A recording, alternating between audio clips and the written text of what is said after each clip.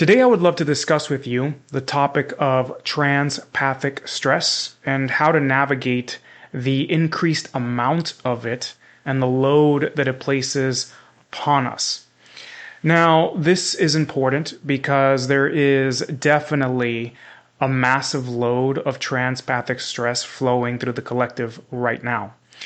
And if you've never heard the term before, I'm going to break it down. It's very straightforward. Trans refers to transpersonal. So that is beyond the individual self, something that's coming from outside of us, in a sense. And pathic, referring to pathos or pathological, meaning, in a sense, diseased or illness related and or causing disease or illness. Something that's just not helpful, a type of stress that is not fortuitous for our systems. And so, transpathic stress is referring to pathological transpersonal stress. And this is something that, in part, is already way more amplified for modern humans than it was for our traditional cultural ancestors, as well as the tribal indigenous hunter-gatherer ancestors, because they lived in much more clustered clan-like groups. And most tribes, for example, had to deal with maybe the transpersonal stress of 150 to 200 people. And when we looked into clans, maybe possibly a few hundred, a few thousand at most. But today, because of technology, we are deeply connected and exposed to many different currents of perspective. So something could happen in New York and people everywhere will hear about it, right? Everywhere that there is access to the news and that people are interested in what's happening in America, which is a lot of countries. So the same is true on the other end of it. Something could happen in Ukraine, for example, and we're dealing with it on a personal level here because we get exposed to the news very quickly. Also, historically speaking, news traveled slowly. People would only be able to send out letters by courier or by word of mouth passing between individuals over time. But today, something can happen and we know about it in minutes. So right from that vantage point, there's a large increase in transpathic stress that we are all exposed to as a result of this because we are aware of many different currents of happenings. Now, there is another layer to that, and that there is more people on Earth now than in any other point in recorded history at any one time.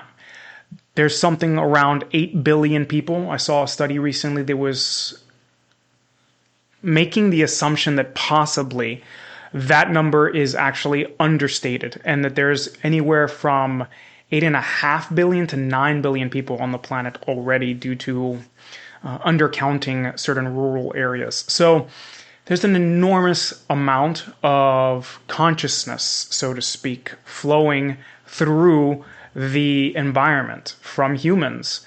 And that increases the transpathic load for sure. Let's now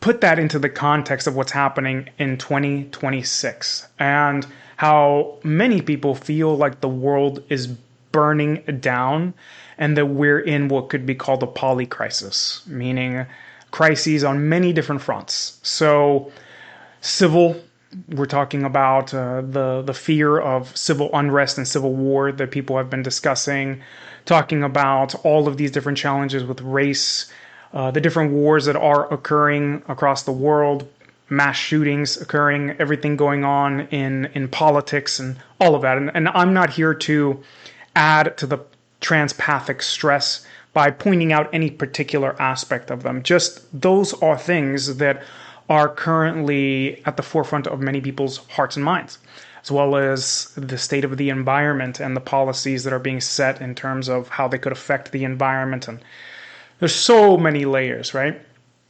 So taking all of that into account, right now the environment is flooded with transpathic stress. And I mean the environment because transpathic load, what we're calling this kind of effect, is something that flows through the environment as an actual force, and it affects us. So I want to discuss with you the different ways in which transpathic stress reaches us, and then what we might be able to do about it in our own lives in order to reduce its effect upon us.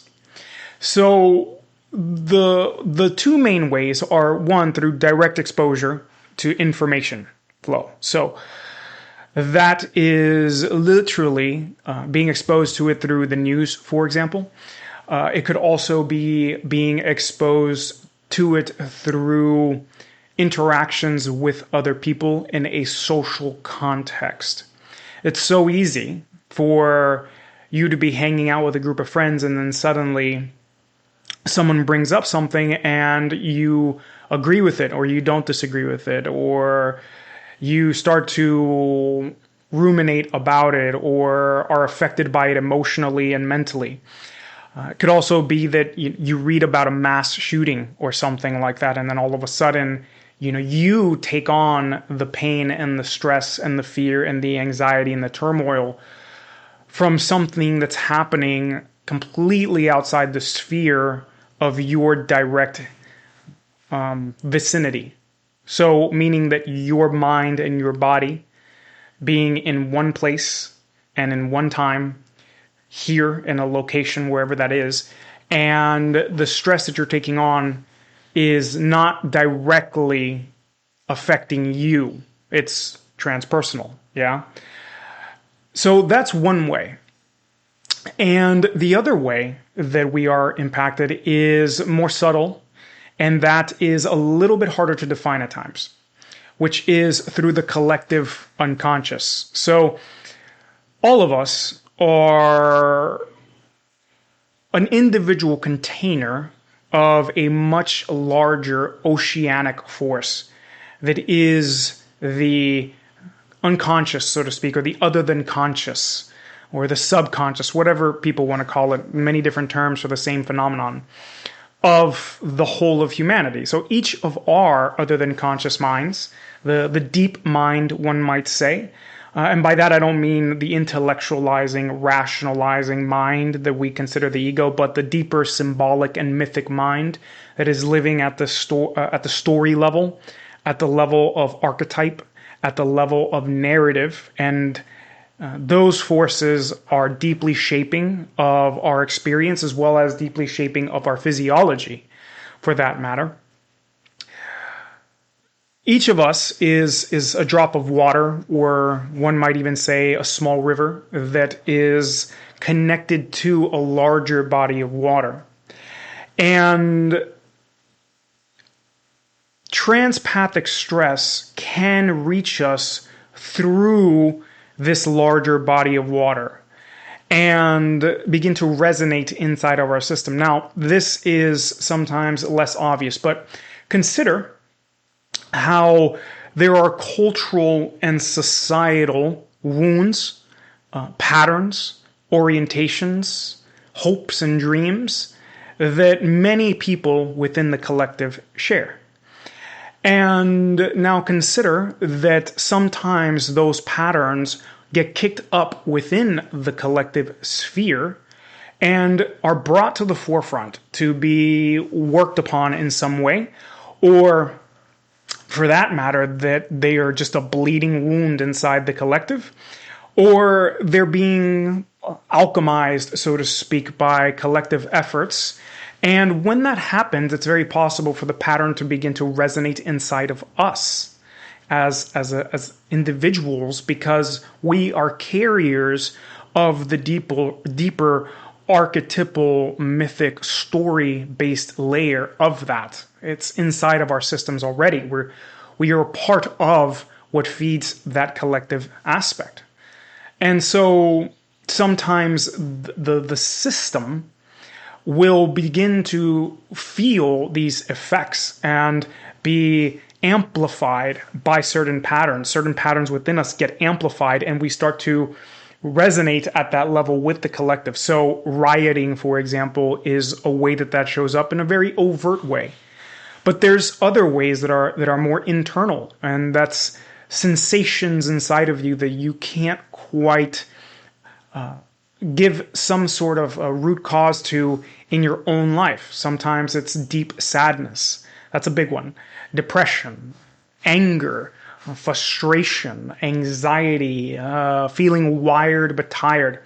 Now, these feelings could have other causes as well that are more mundane and very much based in your own individual life. It could go as mundane as simply diet and sleep patterns, for example. But sometimes for people who already have very solid diets, who have good sleep hygiene patterns, who are exercising, for example, doing the quote unquote correct things to stabilize their physiology, and are still experiencing some very odd patterns that they can't quite link to some event in their own life. Sometimes that is transpersonal stress bleeding through the system, and your system is being asked to be a node for collective processing. Now, at some level, we tend to create the conditions, whether that's obvious or not, that allows that in.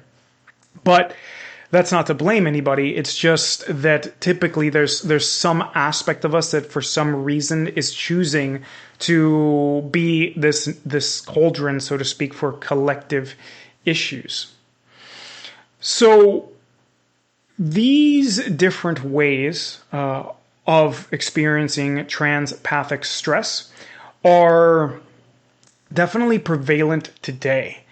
And you're just finding that the psychic environment around us is way more sensitive, way more heightened, and that people are very reactive because of it. And what I would like to offer you today is a couple of things that you might be able to play with in order to buffer the system a little bit. So the first one, and this one is perhaps the easiest, is to minimize how much of a certain kind of media you are taking in. So if you are, for example, watching the news multiple hours a day, and I know people who are doing this, and you find that your inner world is in turmoil, that is a very likely contributor, if not direct cause of the phenomenon. And that's because you are taking in many different contexts and parameters that are situational that have nothing to do with you and that you can't do anything about. Yeah, so one of the ways that stress in the system is discharged is through being able to take action upon it. So they've actually done interesting studies on rats, for example, that show you that when you have a degree of control over what happens, that the system's response to stress is more resilient. And the specific studies I'm talking about have to do with giving a rat, for example, something that it could bite down upon when it's being injured or pain is being caused in some way. Poor rat, but that's what people do, and that's where this data comes from. But in that case, what it shows is that if a rat can, for example, bite down on something or adjust its position in some way, that it has some control over what it's doing, that its stress response is lower than the rat that does not have some kind of control or some kind of an outlet. Now, this is very primal even, so it goes back to fight or flight responses at another level, which is that when we encounter stress at a primal level, there is a response to it. It's fight or flight or freeze, really, but some kind of a discharge of the process. We have a stimulus and then a response, and that allows the stress cycle to complete itself. But in the context of the modern world, when we're getting all of this information flow from other sources that have nothing to do with our personal lives, then we create these loops and these cycles inside of us that don't allow any kind of real discharge in a direct fashion, because a lot of this stuff has nothing to do with our lives. Now, that doesn't mean that we shouldn't care. It just means that there's nothing we can directly do about a lot of it. At the most, we can maybe donate to some cause. And if that aids you in discharging some of the stress, then please feel free to, aid people and share your resources with them.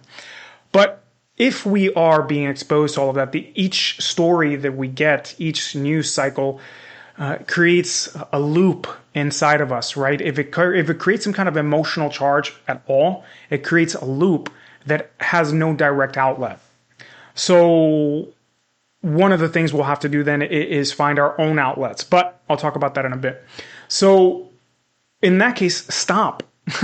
Simply stop allowing yourself to be exposed to so much news, fundamentally.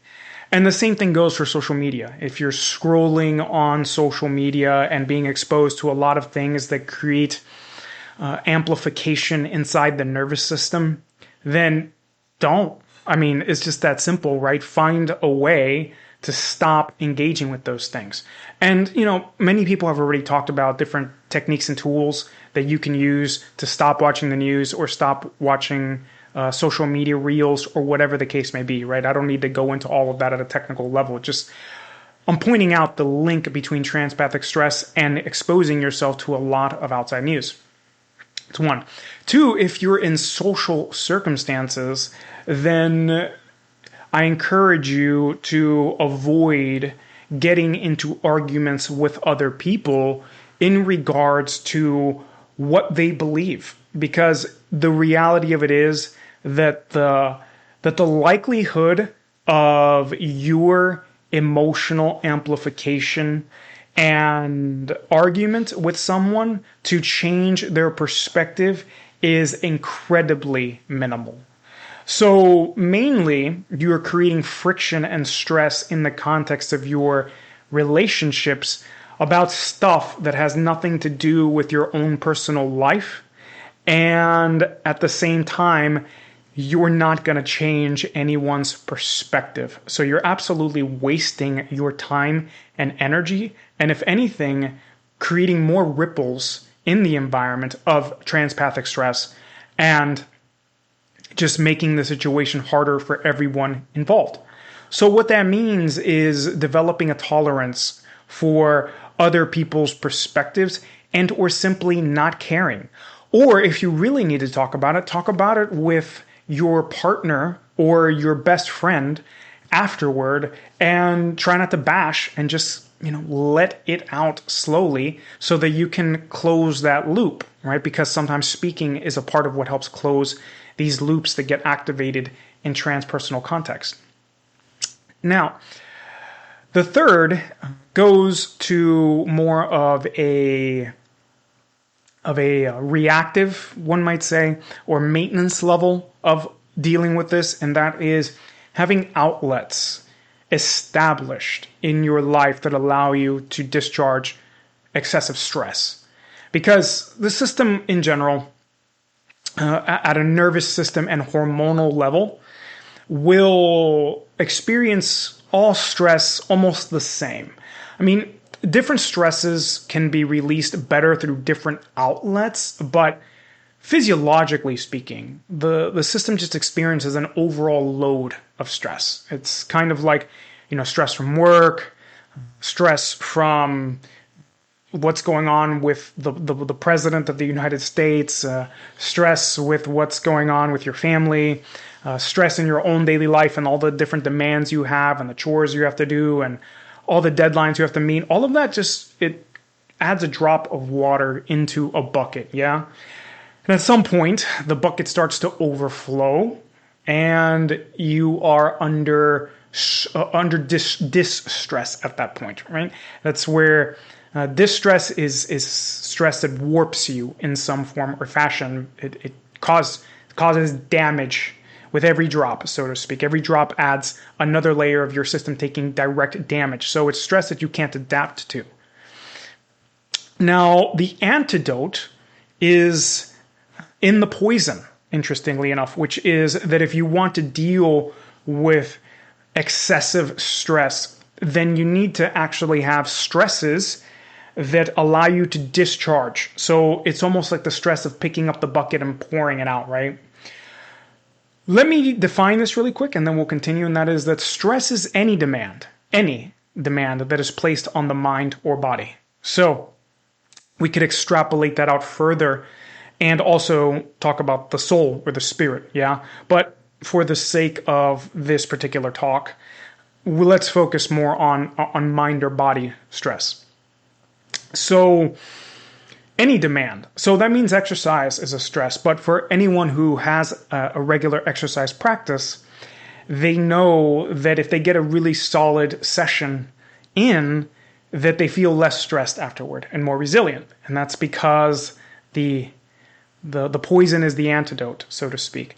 The only way to deal with really negative stressors is rest and resources and better, higher quality stresses. That's fundamentally really it. Once you experience the stress. So in that way, find outlets that for you really help you discharge the stress. That is exercise, for example. And if you have an exercise routine, finding ways to deeply immerse yourself in the physical practice is very helpful. Getting into deep flow state is potentially very helpful in that context. So that could emerge from dance, from Tai Chi, from running, for example, from really focused weightlifting sessions where, that's all that you're doing and that's all that you're focused on. Yoga, right? Different methods to get you into deep flow and deep immersion help the system really discharge stress. But really, any physical practice will do. But it doesn't only have to be that. For some people, if you have the right social setting, then going into that social setting can help you discharge excessive stress too. Ritual and prayer can help do that because in some ways ritual and prayer can be thought of as co-regulation with spiritual forces, for example, or divine forces. Deep sleep is very important, so the more that you can preserve your sleep hygiene, the better. These are basic things, but they are important and often overlooked. The next one is some form of spiritual cleansing practice. And, if you don't have access to doing that, then, you can really these days find some very basic stuff on YouTube that probably works well enough. But, I'm sure you've heard of saging. And while saging is one way to do it, not my preferred method for all sorts of reasons, that is, for some people a viable option if saging speaks to you, but literally some kind of fumigation, right? So you can work with sage, with frankincense, with palo santo, with copal, all of these kinds of plants that you can light and literally make a short prayer and cleanse the system.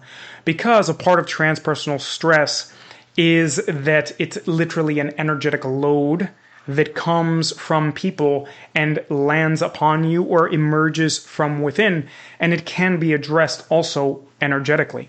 So some kind of a spiritual cleansing practice also creates a stronger buffer in your system. It creates a sense of resilience. It tonifies your spiritual and energetic immune system. So some kind of a practice like that, very helpful to do. And there's many different ways to cleanse or to establish some kind of a container that can be worked with on a regular basis. So even calling in the 4 directions, doing the lesser banishing rituals that are common in some occult circles, and many different iterations. But some kind of a spiritual hygiene practice is very helpful. And the 5th thing I want to talk about is increasing the density of the container that is you. And this is a more multi-layered orientation. Because as we spoke about, each person is an individual node in the context of the collective. So we're each a piece of something much larger, but we are, in a sense, our own individual. We're a container of the ocean, so to speak. We're a drop. So if the container is too porous and dispersed, then it can't stabilize a sense of what's yours and what is other. And so there's confusion that begins to occur inside the system. Your consciousness, your awareness is too dispersed because the system can't hold it. And when it's dispersed, it starts to merge with other people's consciousness and other patterns that are flowing from the outside with way more ease. And then that confuses you. You're not sure what is yours, what is other. So strengthening the container is super important. How to do that? Well, for one, practices that help you become very aware of the boundary of your skin and of your body in space, very helpful.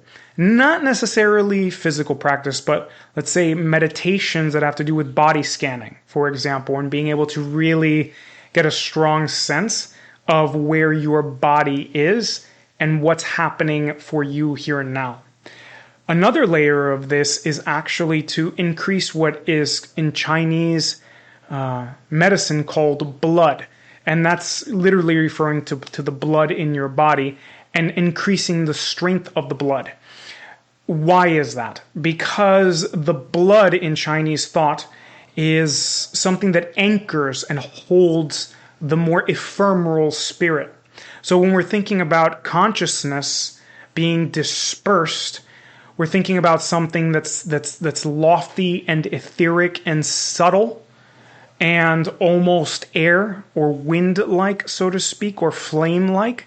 It doesn't have substance and density, but your individual container is substance and density. It is your body. So the blood is a liquid substance that has a lot of functions in Chinese thought that hold and allow the spirit to anchor and stabilize to something solid. And blood building can be approached from a variety of different contexts, but one way to do that is to take Chinese medical herbs or tonic herbs, and that's beyond the scope of this talk. You would have to explore that on your own, but Chinese tonic herbs that are blood building could be very useful, and I have personally found a ton of benefit doing that. Another layer is making sure you're eating enough meat and shellfish because of the minerals that are found in it and the proteins that actually literally help build up the blood in the body. If you don't eat animal foods, then you might have to explore things like nuts and seeds that have been soaked and sprouted, perhaps legumes that have gone through some kind of soaking process too. And the reason for the soaking is to remove compounds in those foods that prevent minerals from entering your body through digestion, right? Because there's certain compounds in those foods that bind to minerals and prevent them from being brought into the blood. But whatever the case may be, finding foods that feed you enough iron and copper and zinc for your body to be able to produce enough blood is super helpful. So that would be my suggestion as a basic starting point. There's a lot of other layers too. And being able to do that is really important. So, just to summarize, we were talking about the avoidance of excessive news, not getting into arguments that are not going to lead anywhere helpful if you get into them with other people, because you're not going to convince someone in all likelihood to change their position. Third was having outlets for stress, some way to discharge the stress that comes up in the system on a regular basis. And that helps with all kinds of stress, not just transpathic stress. 4 is some kind of spiritual cleansing process on a regular basis, some kind of spiritual hygiene process. And 5th is, strengthening the boundary and the container that is you through, body-based awareness methodologies, and building blood inside the system to help the spirit anchor more deeply into the individual container. There's other ways, like I said, to strengthen the container, but this is a starting point for most people. So, with that said, I hope that you found some value in this video. And if you're interested in going deeper into what I do, consider coming and checking me out at my Substack, eatingancientvirtue.substack.com, and join my email list to stay connected to everything I release. And there's a lot of different things that I'm doing on a regular basis. This is just one of them. And I'd love for you to come join me and to be a part of the movement. All right, my friends, be well.